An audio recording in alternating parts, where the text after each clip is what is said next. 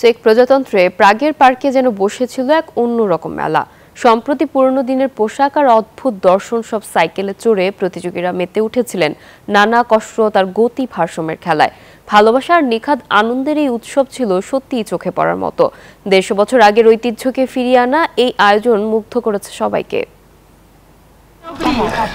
এক চাকা বিশাল বড়, অন্যটি পুচকে ছোট, নামের পেনি ফার্দিং। সম্প্রতি প্রাগে পুরনো দিনের পোশাক পরে এই সাইকেলে চড়ে প্রতিযোগীরা যেন ফিরে গিয়েছিলেন 150 বছর আগের সময়ে।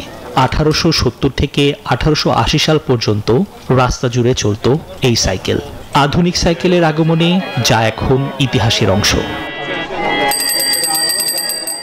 কিন্তু ইতিহাসকে ভালোবেসেই এই আয়োজন। কখনো গতির ঝড়, কখনো আবার সুরের তালে চমৎকার সব কসরত দেখিয়েছেন সাইকেলিস্টরা। চেক ভেলোসিপেডিস্ট ক্লাবের এই উদ্যোগের উদ্দেশ্যই ছিল হারিয়ে যাওয়া ঐতিহ্যকে আবারও সবার সামনে তুলে ধরা আর নিখাদ আনন্দ বিলিয়ে দেয়া।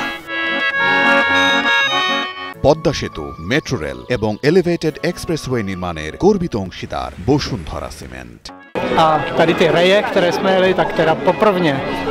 আমি এই অনুষ্ঠানে তৃতীয়বারের মতো এলাম। আবহাওয়াটা বেশ ভালো। বন্ধু বান্ধবদের সাথে বছরটা শেষ করার জন্য এর চেয়ে ভালো আয়োজন আর হয় না। সবকিছু মিলিয়ে দারুণ উপভোগ করছি।